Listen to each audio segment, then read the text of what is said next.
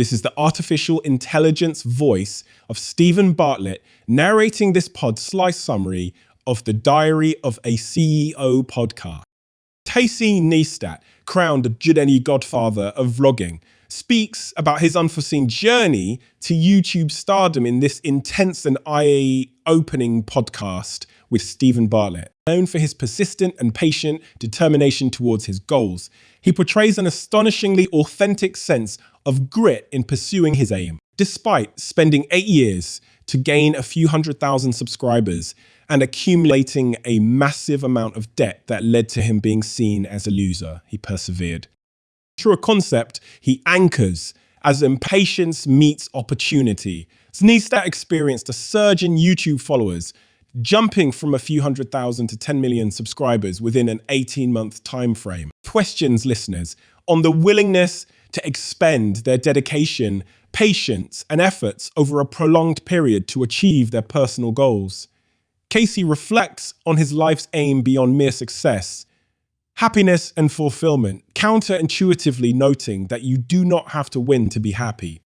Casey's journey to success was not always glittery and admired. He faced hardship and found growing fame was uncomfortable and at times dangerous, that led to him moving to Los Angeles for safety. He expounded on how his raw, unfiltered story of struggle and tenacity inspired many and can be replicated by others. He encouraged his audience to chase their passion, regardless of obstacles they may face, urging them to venture through their challenges until they turn their passion into a lucrative career.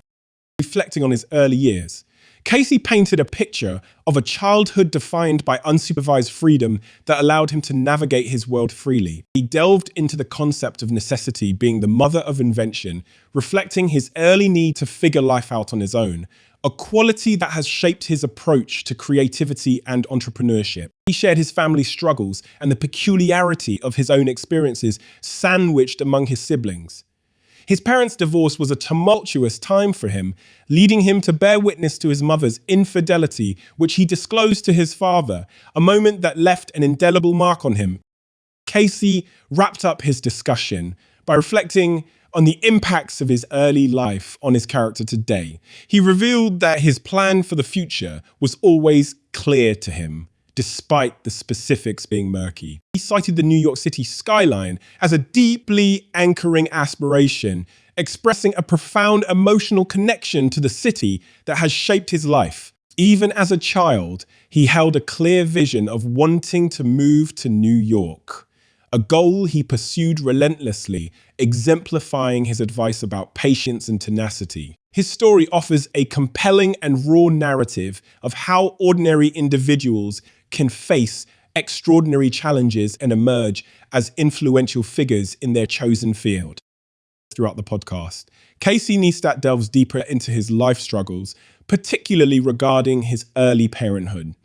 At 15, he left home after a heated argument with his mother amidst the turmoil of his parents' frequent breakups, and his initial days away from home consisted of couch surfing at friends' places, eventually moving in with 2 young women, one of whom became the mother of his child. Unbothered by their precarious situation, he comforted his terrified pregnant partner, assuring her that things would work out. Neistat reflects on his youthful naivety and fearlessness, which he credits for enabling such bold, almost reckless decisions. Unlike his cautious approach to life today, his younger self had nothing to lose in embodying this cornered rat mindset. He saw only opportunity and potential in what many others would consider an adverse condition. His perspective remains emblematic of his life philosophy: seize the day and do what feels incredibly powerful to you. The vlogger discusses the theme of privilege, acknowledging the unique opportunities available to individuals in the West. Although he was a teenager reckoning with unexpected fatherhood and toiling away in restaurant kitchens for meager pay, he emphasizes the privilege of his circumstances compared to the plight of individuals in troubled regions of the world. Casey also explores the notions of happiness and success, challenging the general perception that equates success with happiness. Drawing from real-life instances of famous individuals trapped in a cycle of despair, despite their outward success. He asserts that happiness is a personal journey unrelated to objective measures of success or any predetermined path. His best friend, for instance, leads a fulfilling life nurturing his children, maintaining a healthy relationship with his wife without the ambition or desire to live on the moon someday. Casey's world, unbridled ambition, isn't the universal path to contentment. Each individual should seek out their unique vision of happiness and success. For him, equates to realizing every promise made to his child self, regardless of how others view these goals. Casey Neistat then moves on to discuss the concepts of failure and its role in his life. He recounts failure is the greatest gift. It hurts, but failure is part of life. And if you're not willing to accept that failure is part of it, you've got to keep failing. He uses the band Unveiling as an example, a band that opened for rock greats in the 80s, but never made the headline themselves. A documentary on their persistence, despite consistent failure, led to their eventual success. This serves as a testament to Neistat's ethos. If one is unwilling to entertain years of failure, success becomes but a distant dream. He then talks about other personal examples, like the abundant war stories that his successful YouTuber friend, Mr. Beast, has of creating content that initially no one watched. Neistat talks about how draining the beginning process was, how demeaning it felt having content go unnoticed. He emphasizes that to achieve success, it requires the persistence to fail over and over again and the audacity to learn from this failure without giving up. This resilience gave him the strength to continue creating despite seeing no immediate results or success. Neistat also underscores patience in one's journey, describing it as an unsexy word that encompasses the essence of what keeps people going when the outcome is uncertain and success seems far. An engaging anecdote about his life in New York during the September 11th attack, Neistat explores how desperation can drive persistence. Despite his father's pleas to return home, Neistat remained in New York, adamant to make it work rather than returning home to an average life. His refusal to admit defeat and concoct a plan demonstrates how the absence of any other option became the driving force behind his perseverance. Neistat motivates listeners to relentlessly pursue their plan A, highlighting a study that illustrates how the mere presence of a plan B can dramatically reduce motivation toward plan A. This discussion leads him on to explore the impact of privilege on motivation. He reflects on his encounters with privileged peers and contemplates on how their easily available resources often led them to a state of aimlessness, illustrating how adversity can be a powerful motivator. A challenging life with its back pressed against the wall, according to Neistat, helps to sustain patience, persistence, and motivation to pursue a remarkable life. The discussion progresses to Neistat sharing his former struggle with feelings of inadequacy due to his socio-economic condition. He recalls feeling lesser when unable to contribute financially and having to resort to excuses about having no place of his own when he was living in a halfway house, a place that he got in through illicit undertakings. He juxtaposes how the struggle to a common observer may seem dreadful and miserable, but the perspective can turn that similar struggle into a source of motivation and inspiration. Neistat then starts to contextualize how he dove into the world of video making, triggered by the abandonment from his child's mother and stirred by his brother's purchase of a new iMac. He was drawn to the idea of creating videos. Neistat attributes his interest in videos to his longing for a voice, a lack of which he felt due to his troubles during his school years. He found solace in crafting videos, allowing him to articulate his thoughts and garner response from the audience, ultimately providing him the voice he yearned for. Reflecting on his career trajectory, Neistat discusses how originality plays a substantial part in his success. His rustic style of filmmaking, formed out of a compulsion to find a unique way to tell stories due to the lack of formal education in the field, became a defining factor for his video creation craft. His journey dovetailed with the shift to consumer-grade video creation, pushing him to create his distinct style out of a necessity resulting from lacking resources. And Neistat moves on to discuss the phenomenon of originality imitation, asserting the flaw in the logic behind emulating a successful individual style, using Mr. Beast, a successful YouTuber. As an example, he emphasizes that their success is not just a result of their craft, but rather their brilliance, passion, and desire to succeed. Trying to replicate another individual success by copying them, according to Neistat, will never lead to the same success as the original, reinforcing the importance of authenticity and finding one's own unique path.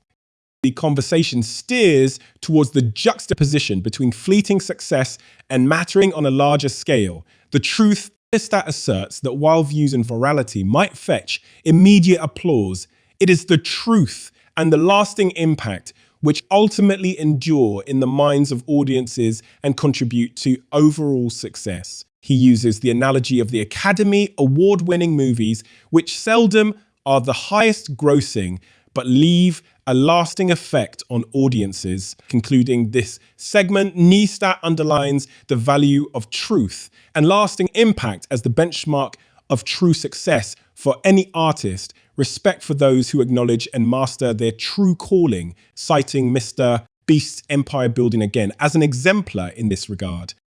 As the podcast continues, Neistat reflects on the power of creating something impactful rather than settling for temporary popularity, citing Spike Jonze's low-budget yet inspirational music videos as an example. Comparisons are drawn between him and successful YouTuber Jimmy Smith Feast as different but original pioneers in their field.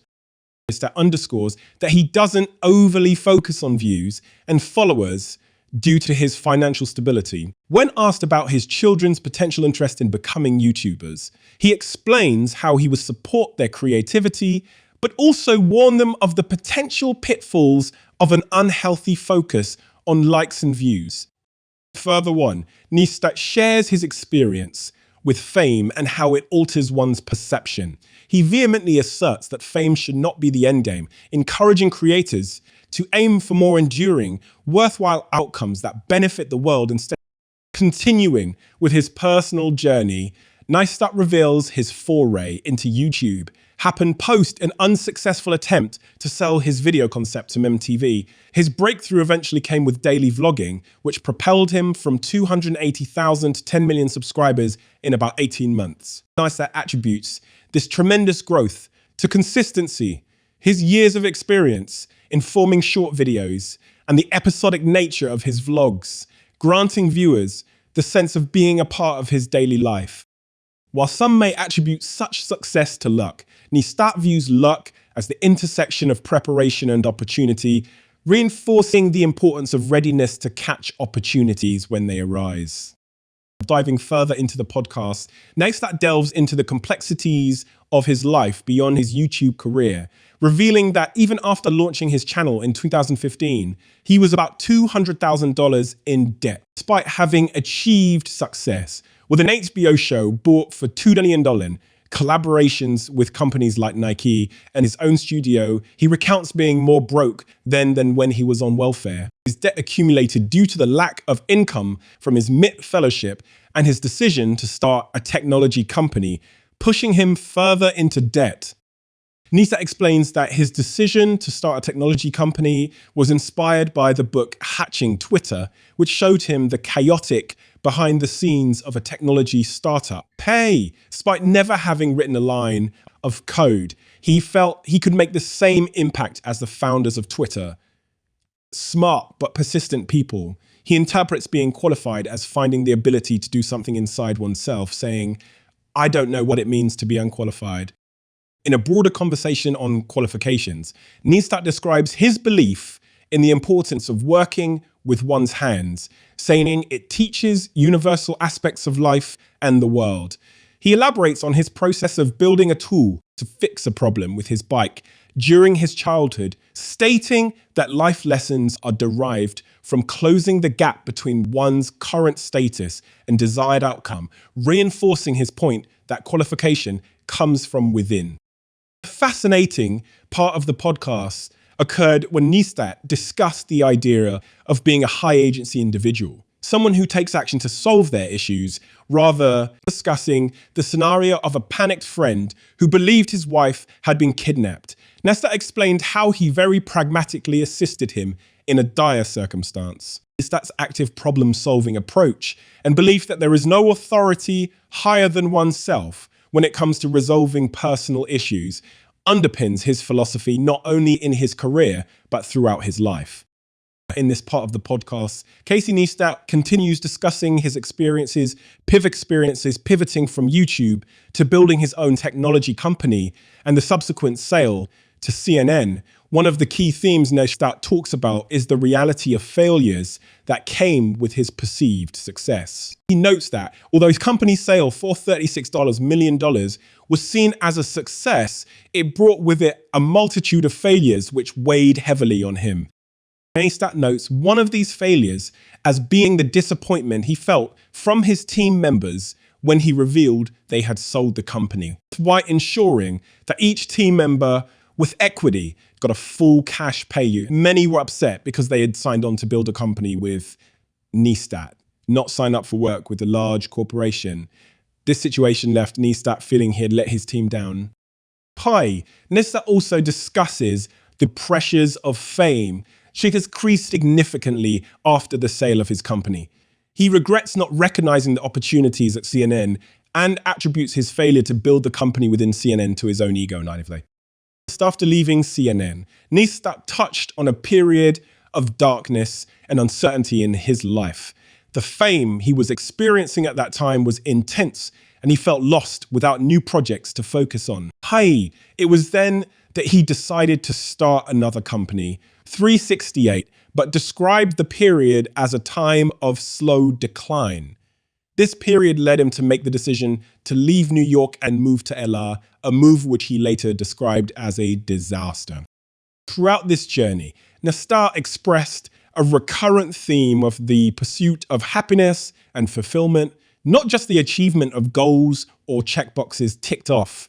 Even after achieving financial security and fame, he still found himself questioning, what now? His path is representative of the complexity of life and success, acknowledging that perceived victories often come with their unique set of failures and challenges. Despite these hurdles, Neistat continues to maintain a forward-looking mentality, showing resilience and a willingness to constantly learn from his experiences. In this continuation of the podcast, Casey Neistat ventures into personal areas, particularly the dynamics of his married life with Candace Poole as his YouTube career took off. He admits that the pressure to produce videos often put a strain on their relationship as Candace frequently became an involuntary subject of his content. Yet, he notes, even this exposure had a silver lining. It amplified her own skills as a designer and entrepreneur. Neistat then delves into his present life, which he describes as being different from the perceived excitement of his early career. He admits to coasting on the success earned years ago, with his current routine centering on time with family, maintaining his physical fitness, and tinkering with various projects. He acknowledges the guilt associated with this more laid-back lifestyle, attributing it to the luxury of choice enabled by his past success. He talks about having scripts stored for numerous YouTube videos, but a hesitance to actually produce them. He expresses a longing to return to being a content creator who doesn't obsess over views or comments. It's all about creating something meaningful. However, he admits to not taking any action in this direction due to the comfort of his privilege, recognizing his inaction as indulgence and nothing else. Neistat presents himself as a content creator on pause, someone who should be taking advantage of the privilege he's earned to do what he truly desires, which is to create content that he thinks is great, irrespective of public opinion. He feels a sense of fulfillment when he creates something that he believes is good, yet he admits to not engaging in this endeavor as he'd like. He also offers advice to younger creators like Jack Sylvester, the podcast producer who considers Neistat his inspiration. To all the Ajax out there, Neistat's advice is simple yet profound. Nobody cares about you. Sound harsh, but he explains that realizing this is liberating for creatives. It frees them from the fear of public opinion and allows them to be true, uninhibited originals. Towards the end, host Stephen Bartlett asks Neistat for advice on vlogging, given his status as a vlogging pioneer, posing a question about the progression of this medium. As the discussion deepens, Neistat sheds light on the evolution of vlogging. Interestingly, he likens the initial stage of vlogging culture to reality television, akin to Kim Kardashian's show where producers, directors and writers stage scenarios. Vlogging is perceived as an authentic version of reality TV where creators share their world without mediation. However, he expresses disappointment at how this medium evolved. The genuine intent behind self-expression was overshadowed by the pursuit of views and sensationalism. What he thought would grow into a virtuous and wholesome medium collapsed under the need to drive view counts. Still, Neistat has hope for the state of content creation. He cites the emergence of niche content and micro-creators as optimism for the future. Individual creators can earnestly express their interests and hobbies, finding their audiences without feeling the need to fit a certain mold for success. When asked if he'd ever return to daily vlogging, he reveals that whilst he loved the process of daily creation, he doesn't wish to deal with the associated fame. He admires figures like Quentin Tarantino, who can retreat from public view and focus solely on their work without having their private lives under scrutiny. As the session draws to a close, Stephen Bartlett requests feedback from Neistat, who advises him to set up a studio in downtown Manhattan for the convenience of his guests, instead of commuting 40 minutes into Brooklyn. Finally, Neistat acknowledges the impact of the podcast, not just on him, but on a larger populace of budding creators. His journey acts as guidance for others on the same path, hopefully helping them evade certain pitfalls. He closes by encouraging Bartlett to persist with his own content creation, emphasizing authenticity over strategy and expressing his anticipation